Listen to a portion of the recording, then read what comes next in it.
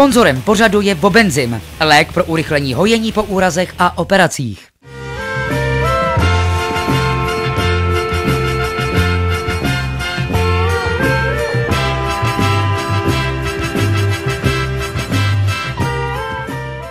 Hezký dobrý den, drazí přátelé.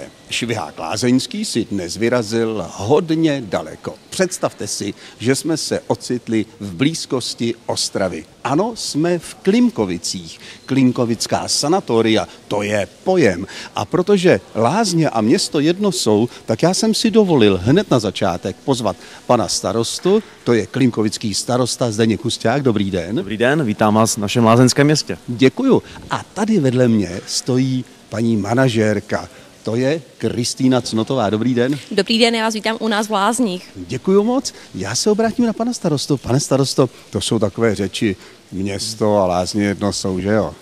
Tak já se musím pochlubit, že v našem případě je to opravdu vzorný příklad, jak spolupracuje lázně a město. My máme tolik společných projektů, které se týkají například zpravodaje, který vydáváme společně. Máme společné lázeňské kulturní léto, které spolu pořádáme. Máme tady dokonce i projekt ekologické dopravy, kterým se snažíme, aby pacienti, klienti lázní přijeli i k nám dolů. Vy můžete být pyšní nejenom na ten velký komplex tady, ale já si myslím, že na celý kraj, který nás obklopuje. Nádherný vzduch, pozoruhodná příroda. Určitě, samozřejmě nebylo by to bez toho, že by nás kraj podpořil. Tímto právě chci poděkovat našemu Moravskoslezskému kraji, který dokonce lázeňství má svou jako prioritu. Dokonce, aby naše okolí bylo ještě více atraktivnější a přístupnější klientům anebo turistům, tak nám zařídil dotaci z regionálního operačního programu na cyklostezky. Když už jsem tady, kam se mohu jet podívat do nejbližšího okolí, aby to stálo za to?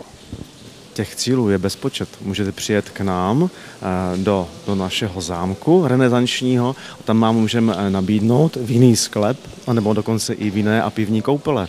Můžeme vás tam povodit po muzeu, eventuálně vás zavedeme do informačního centra a tam se dozvíte další atraktivity.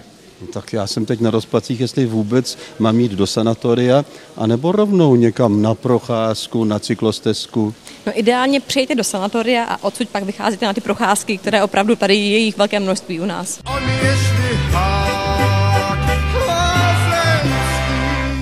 Naše první kroky vedou na takzvanou CI terapii. Tady je paní primářka Jarmila Zipserová. Paní primářko, CI terapie, co to znamená? Je to terapie, která se zabývá práci s pacienty, kteří jsou po například cévní mozkové příhodě, úrazu nebo nějakém neuromuskulárním deficitu a je to nuceně navezená terapie. Spočívá v tom, že my vlastně ty pacienty nutíme používat tu postiženou část těla. Má to vlastně 4 části tady ta terapie. První je smlouva, behaviorální kontrakt, kde se nám vlastně pacient upíše k tomu, že právě tu zdravou ruku nebude používat a bude používat tu postiženou. Potom je to takový deník, který si každý den vlastně ten terapeut s ním projde. Je to 30 kvalitativních a kvantitativních otázek. Další část je potom shaping, tvarování, kdy pacient dělá určité drobné úkoly. A poslední je task practice, což je procvičování, kde vlastně ty drobné úkoly zapojuje do těch větších celků. A můžete mi to nějak prakticky předvést? Ano, za chvilku máme pro vás takové malé překvapení. Obdržíte od nás rukavici. Dáreček, rukavici. Ano, dáreček. Vy jste pravák, že? Ano. Takže vám znehybníme pravou ruku. To právě je součástí té smlouvy, k tomu se nám ten pacient upíše. Čili já nebudu moci používat svoji zdravou pravou ruku? Ne. Právě jsme zvolili tu levou, abyste si vyzkoušel právě ten handicap.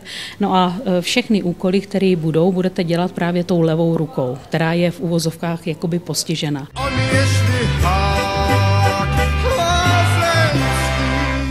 Ergoterapeutka a fyzioterapeutka Karin Laská, nevím tedy, jestli je laskavá, protože ona mě prý teď bude mučit. Karin, co budeme dělat? Tak máme teďka nasazenou elektronickou rukavici s biofeedbackem. Budeme tu ruku si vyšetříme, roztah pohybu všech prstů a taky počet cyklů na sekundu. Mačkáme a narovnejme. Pojďme, mačkejme a narovnejme. Ještě vydržte, zkuste maximálně. Pojďme ještě chvilku. Super. Tak, hned se na to můžeme podívat, jak jsou na tom jednotlivé prsty a na tom nejlépe je prostředníček, ale já doufám, že to všechno ještě zlepšíme a že výstupní potom vyšetření bude daleko lepší.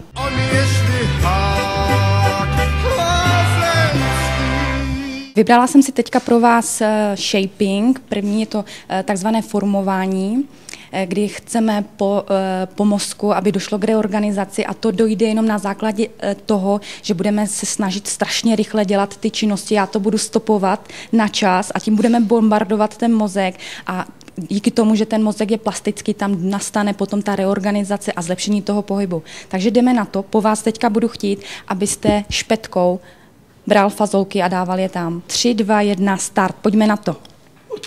Výborně. Pojďme, snažíme se, udržte tempo a poslední, výborně, stopuju. My tuhle činnost budeme několikrát, asi 10krát opakovat. Ano, a nejenom tuto činnost, máme na to celých 2 hodiny 20 minut po dobu 3 týdnů a ten terapeut si vybere, kterou funkci chceme zlepšit, motorickou aktivitu té ruky, vyberu si, co chceme zlepšit, tím začneme a právě to bombardování neustále, ta rychlost, kterou chceme, je dostatečná pro to, aby došlo k reorganizaci v mozku, protože ten mozek je plastický, aby se nám to zlepšovalo. Nejde tedy o kvalitu toho pohybu, ale o kvantitu a na základě zlepšení té kvantity se nám i ta kvalita pohybu zlepšuje.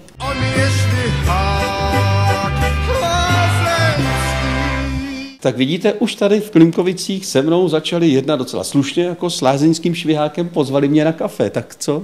Tak to je právě ten task practice, ty denní činnosti, které budete potom doma zkoušet a zkusíme si teďka tou levou rukou udělat kafíčko. Já udělám dobrý kafe, protože bych chtěl, já bych chtěl totiž na to kafe pozvat paní primářku. Víte, já nevím, jestli má ráda jako hodně silný, nebo já trochu budu šetřit. Tak. A nevíte, jestli taky... A na paní primářce šetřit nemusíte. No nemusím, ale pojišťovna mi to neproplatí potom, to víte. Teď beru pozor. A teďka vodu. No, ale to je horší, protože... Nějak se neupaříte. No, to víte. Zatím si vedete dobře. Jo, děkuju. Myslím, že to kafe by mohlo i chutnat. Paní primářko, pojďte na kafe, mě už se ta levá ruka trochu rozcvičila, víte, a jsem vám tady udělal kafíčko, snad co bude vám chutnat. Děkuju, to je báječné, to jsem ráda, že jste to tak hezky zvládl a právě to, že jste to tak hezky zvládl, tak od nás dostanete medaili. To dostávají všichni pacienti, to není jenom speciálně pro vás.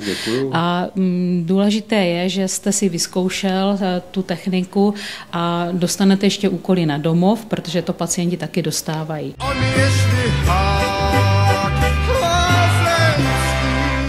My jsme teď v podzemí, jsme v takovém koridoru, který má snad 1,5 kilometru a běžní pacienti se sem jen tak nedostanou, že ne? Ano, většinou pacienti chodí tedy venkem, takže jenom když je škaredé počasí, tak využívají ten koridor.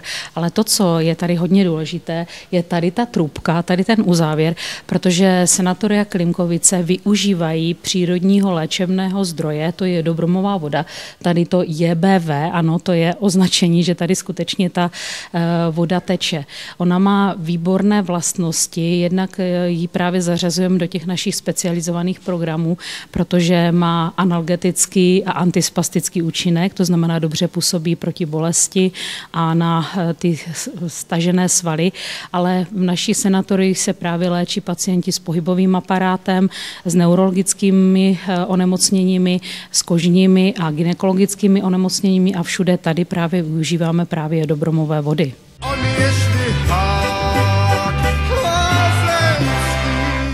Poté, co jsme prošli tím dlouhým koridorem, jsme s paní primářkou tady. Paní primářko, klimterapie, co nás tady vlastně čeká? Momentálně se nacházíme na půdě dětské kliniky, protože my se zabýváme vlastně terapii i dětských pacientů a klimterapii máme jak na dospělém, tak na dětském pracovišti. Je to postaveno na neuroplasticitě mozku a integraci primitivních reflexů, to znamená děti, které jsou poškozené například po dětské mozkové obrně, vykazují určité reflexy, které se musí integrovat, aby došlo k správnému vývoji mozku nebo abychom aspoň nějakým způsobem ten správný vývoj ovlivnili.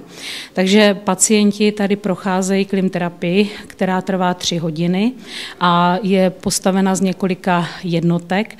Začíná to nahříváním, neuromobilizacemi, potom jsou to posilovací, protahovací cviky v kladkách, využití speciálního oblečku, který budete mít možnost si vyzkoušet a nácvik v zajímavých polohách. Vy si vyzkoušíte dneska takzvaného spidera. Tak já jsem teď zakurtovaný, ale přesně nevím, co se bude dít a hlavně proč to všechno je. Je to dobré pro propriocepci, dále pro změnu těch patologických reflexů, jak už jsme zmiňovali, a dává to dětem větší možnost zlepšení koordinace toho těla v prostoru. Čili oni si začnou uvědomovat to svoje tělo, začnou s ním pracovat? Tak, uvědomují si svoje vlastní tělo, co se s nimi děje a hlavně, co se s nimi děje v těch fyziologických pohybech.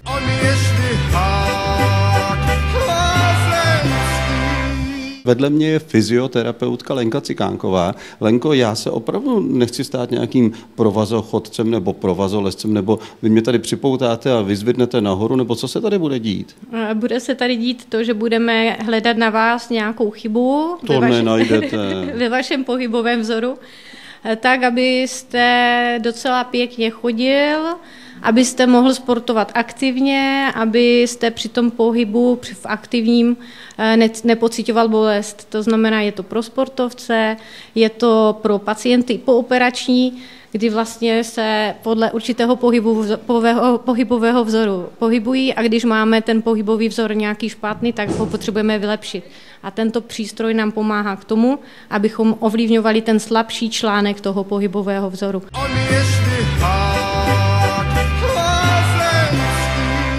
Paní primářko, my jsme teď nahlídli do oddělení klinické logopedie. Co se tady všechno děje? Takže tady je další vlastně možnost prohlubování té naší terapie a jsou tady právě děti s poruchami řeči.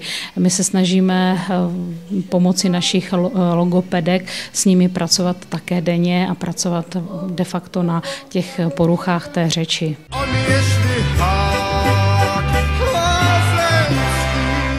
Paní primářko, to je asi docela vzácný okamžik, že máme chvilku na to sednout si takhle u baru, dát si kafe a popovídat o tom, co tady všechno děláte, protože ten záběr toho celého vašeho týmu je obrovský.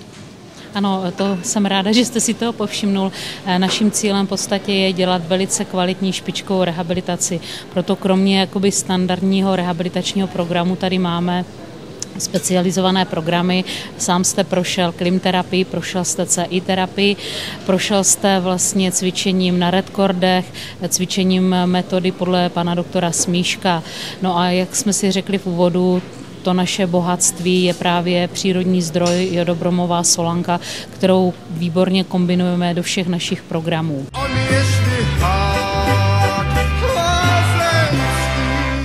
No zdá se, že tady v Klimkovicích je to velice milé a sympatické, ale mám takový zvláštní pocit, ještě jsme se nebyli podívat na žádném pokoji a když tady vidím tolik lidí kolem nás, tak si říkám, jestli vůbec máte nějaký pokoj volný.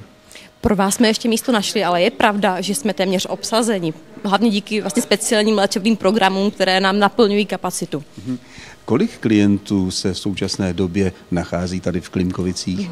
Tady v lázeňském domě A, kde léčíme dospělé pacienty, máme kapacitu 321 osob, která je teďka plná. Na dětské budově je 162 míst, která je téměř také vlastně zaplněna. Ty vaše pokoje pravděpodobně musí být asi všechny bezbariérové. To je základ, tím, že vlastně léčíme pohybové obtíže, tak jsme vlastně vybaveni pro bezbariérový pohyb všech osob, takže apartmány, jednolůžkové i dvoulůžkové pokoje jsou bezbariérové. 321 pacientů, možná za chviličku uvidíme pohromadě, protože už se blíží doba večeře. Jak pak to vypadá s takovým stravováním v Klimkovicích? U nás samozřejmě tím, že je tady hodně klientů, se stravujeme ve více jídelnách, jsou tady celkem 4 jídelny, z toho jedna je určená pro zahraniční hosty a pak dále další 3 jídelny, kde se vlastně ve směnách střídají čeští lázeňští hosté. Já půjdu mezi ty naše domácí, myslíte, že mě tam přijmou? Určitě přijmou, se na vás těší a hlavně se na vás těší personál se skvělým jídlem.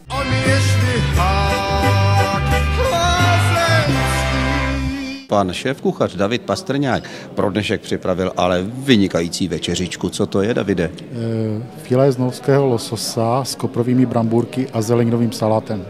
No. Samozřejmě citron ke každé rybě. No, citronek tady máme všechno, ale když se chcete opravdu blízknout, když chcete, aby klienti na vás nezapomněli, aby si říkali, jo, v Klinkovicích, tam jsme si baštili, co jim uděláte dobrého? Tak určitě česká klasika, svíčková na smetání hřízek s bramborovým salátem. No tak jo, taky bašta veliká, ale řeknu vám, ten losos, aby mi nevychladnul, já do něj půjdu. Určitě.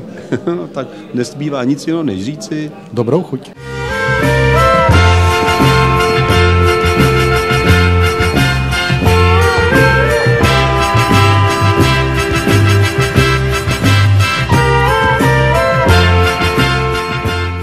Sponzorem pořadu je Bobenzym, lék pro urychlení hojení po úrazech a operacích.